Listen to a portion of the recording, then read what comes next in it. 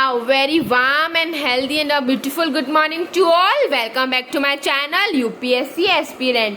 आप सब कैसे हैं? I hope you all are good and you are doing well for your exam. So last video lecture में हमने क्या कंप्लीट किया था? अगस्त ऑफ 1940 एंड क्रिप्स मिशन 1942. आज का हमारा टॉपिक रहेगा क्विट इंडिया मूवमेंट के बारे में. ये भी सेम ईयर में ही आया था, तो टाइम वेस्ट नहीं करते हैं, फटाफट से नोट्स बनाते हैं. अब इसके बाद क्विट इंडिया मूवमेंट के बाद हार्डली आपके 3 to 4 लेक्चर्स और बनेंगे मॉडर्न हिस्ट्री के. उसके बाद ये कंप्लीट हो जाएगी.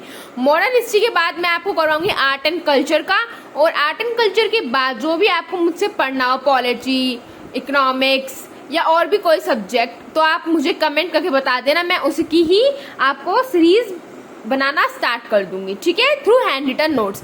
तो चलिए चलते हैं. क्विट इंडिया मूवमेंट 8 अगस्त 1942. इसको हम अगस्त रिवॉल्यूशन भी कहते हैं. क्या बोलते हैं? Also known as August revolution. इस ईयर में क्या हुआ था? At a place called Wardha Quit India resolution pass हुआ था 1942 के अंदर. अब अगस्त 1942 में एक मीटिंग हेल्ड हुई थी. कहाँ पे हुई थी मीटिंग? ग्वालियर टैंक मैदान. अब उसको रीनेम करके क्या कर दिया गया है? अगस्त क्रांति मैदान, क्योंकि अगस्त के महीने में हुआ था और एक वो क्रांतिकारी की भावना थी. That's why we called as August क्रांति मैदान. एट दिस प्लेस, इस जगह पर Mahatma Gandhi address a huge meeting. Mahatma Gandhi ने एक बहुत बड़ी मीटिंग बुलाई and QIM was launch formally. इसके अंदर एक स्लोगन दिया गया, काफी इंपॉर्टेंट ऐसे क्वेश्चन आता है, डू और डाई, करो या मरो, and said that no negotiation with viceroy at that time. अब फिर क्या हुआ? To government servants, Mahatma Gandhi ने बोला, उनको पूछा, डोंट क्विट द जॉब, अपनी जॉब मत छोड़ो, बट सपोर्ट कांग्रेस, कांग्रेस को सपोर्ट करो. To the soldiers, army, Mahatma Gandhi suggested that they don't fire upon Indian brothers. इसमें क्या बोला गया? गवर्नमेंट सर्वेंट्स को कि तुम तो जॉब मत छोड़ो, सिर्फ कांग्रेस को सपोर्ट करो. सोल्जर्स और आर्मी को क्या बोला गया? कि अपने ही भाई बंधुओं पे गोली मत चलाओ, फायर मत करो. पीजेंट से क्या बोला गया? Don't pay land revenues, land revenues पे मत करो. Princely state he asked to support Congress and to the people of princely state he asked to obey their princes. Princely state को बोला गया, मतलब जो उनके राजा थे, कि तुम कांग्रेस को सपोर्ट करो, और जो उनके पीपल थे, मतलब जो उनकी प्रजा थी, उनसे बोला गया कि तुम अपने प्रिंस को ओबे करो.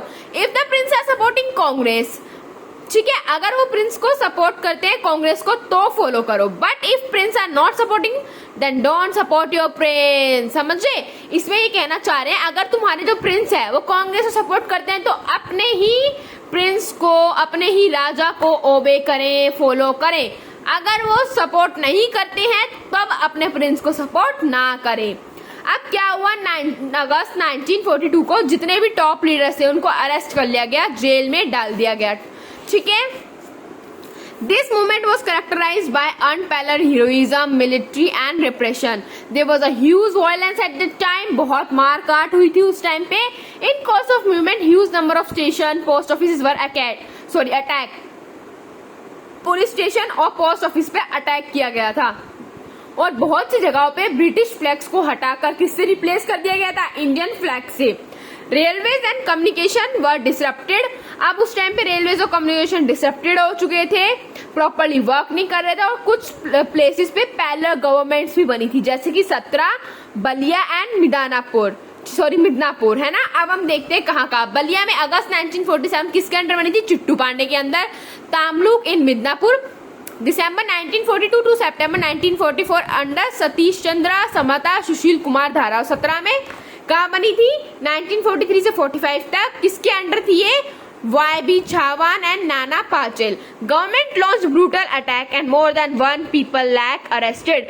गवर्नमेंट ने एकदम से ब्रूटल, बहुत ही भयानक गंदे तरीके से एक अटैक किया. उसके कारण क्या हुआ? 1 लाख से ज्यादा पीपल को अरेस्ट किया गया, और many Congress leaders went underground and continued the movements like. और कुछ लोग अंडरग्राउंड चले गए थे, उन्होंने अपने मूवमेंट को स्टार्ट किया, जैसा कि उषा मेहता, बिरजू पटनायक, अरुणा आशिफ अली, जेपी नारायण, सुचेता कृपलानी एक्सेट्रा. अब ह्यूज नंबर ऑफ डेमोन्स्ट्रेशंस और हड़ताल और स्ट्राइक्स चलाई गई. उषा मेहता ने स्टार्ट किया अंडरग्राउंड रेडियो. इंपॉर्टेंट क्वेश्चन है, महात्मा गांधी किस दिन के लिए फास्ट पे चले गए थे, व्रत पे चले गए थे?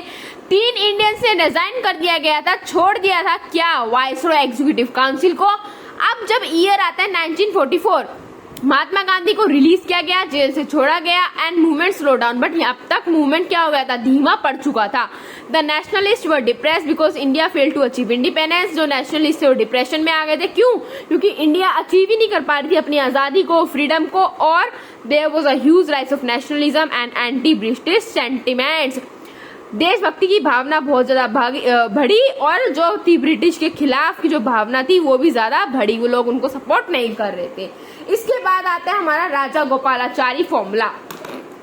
देखिए इसमें क्या था, Muslim League will support Congress demand for independence. Muslim League Congress को क्यों सपोर्ट करती? क्योंकि उनकी खुद की डिमांड थी। ठीक है, Congress and Muslim League will form a provincial government at centre in cooperation with each other. उन्होंने एक दूसरे के साथ कोऑपरेट किया। किसने? हिंदू और मुस्लिम ने। मतलब बेसिकली पहले कांग्रेस को हिंदू की पार्टी ही बोला जाता था, इसलिए मैं आपको बोल रही हूँ हिंदू और मुस्लिम ने क्या किया, कोऑपरेट किया। उसके बाद क्या हुआ, प्रोविंशियल गवर्नमेंट उन्होंने सेंटर में बना लिया।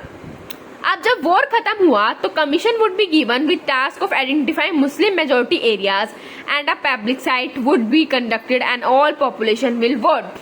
क्या बोला कि कमीशन दिया गया है कि तुम्हें वो जगह आइडेंटिफाई करने जहाँ पे मुस्लिम ज्यादा है, उसको अच्छी तरह देखो, उसमें पूरा रिपोर्ट एक कंडक्ट करो, और जबकि सारी की सारी पॉपुलेशन वोट करेगी।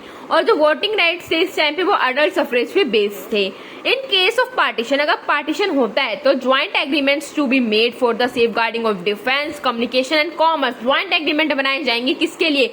डिफेंस को सेफ गार्ड करने के लिए, कम्युनिकेशन के लिए और कॉमर्स के लिए। अब सीआर का फॉर्मूला जब ही अप्लाई होता है if Britain transfer all powers to India. ये जो बातें उसने अभी बोली है, जो मैंने आपको बताई है ना, ये सारी बातें जब ही लागू होंगी जब ब्रिटेन अपनी पावर सब किसको दे देगी, इंडिया को दे देगी। अब आईएनसी में भूला भाई देसाई और मुस्लिम लीग में मीन्स एमएल में लियाकत अली, इन्होंने एक साइन किया किसको, पैक्ट को। उसको हम नाम देते हैं देसत लियाकत पैक्ट, देसाई लियाकत पैक्ट। भाई देसाई कौन थे? लीडर थे कांग्रेस के, और लियाकत अली जनरल सेक्रेटरी थे मुस्लिम लीग के। 1945 में इन्होंने पैक्ट को साइन कर दिया था। अब लियाकत अली क्या चाहते थे, इनके प्रोविजन सुनिए आप। Want same representation in central legislative assembly, जितना रिप्रेजेंटेशन को सेंट्रल लेजिस्लेटिव असेंबली मिल रहा है वही सेम रिप्रेजेंटेशन चाहते हैं, और 20% सीट्स जो है मुस्लिम के लिए रिजर्व की जाए। There was party between Congress and the league.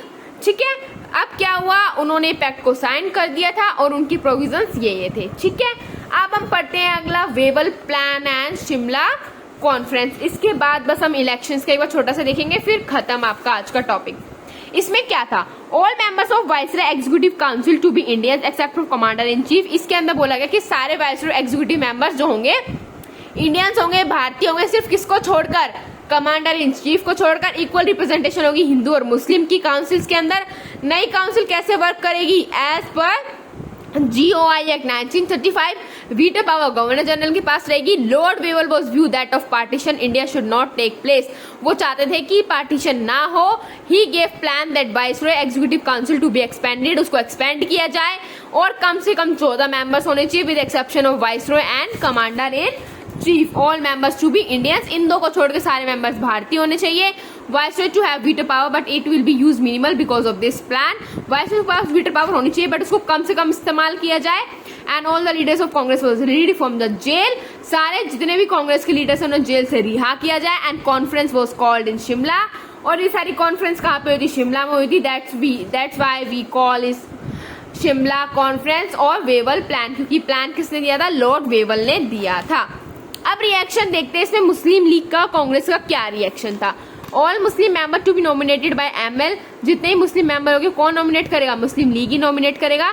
Veto power ML को दी जानी चाहिए with decision oppose to Muslim needing a 2/3 majority of approval. Congress इसके अगेंस्ट थी कि भाई इनको वीटो पावर नहीं मिलनी चाहिए। अब कांग्रेस के साथ थी wanted to include members of all communities among its nominees, अपने नॉमिनीज के अंदर वो हर जाति, हर जाति पात के, ठीक है, हर धर्म के क्या चाहती थी, वो मेंबर्स इंक्लूड करना चाहती थी। Wavell announce break down of India, और वेवल ने क्या अनाउंस कर दिया था, इंडिया का ब्रेक डाउन। अब जो इलेक्शन हुए 1945 में देखिए, सेंट्रल लेजिस्लेटिव के अंदर टोटल थी 102 सीट। 102 सीट के अंदर 57 तो आई कांग्रेस की, जो 30 सीट्स थी वो आई मुस्लिम लीग की। प्रोविंसेस के अंदर कांग्रेस हर जगह बनी, कहाँ पे छोड़ के, बंगाल, सिंध और पंजाब को छोड़ के। ठीक है, तो ये थे हमारे इलेक्शन 1945 के। अब नेक्स्ट लेक्चर से हम लोग स्टार्ट करेंगे द कैबिनेट मिशन। इसके बाद हार्डली 2 वीडियोस और बनेंगी, उसके बाद आपका modern history complete. I hope आपको आज का टॉपिक अच्छी तरह समझ में आया होगा। सो गाइज आज के लिए इतना ही। Bye bye, take care, have a nice day.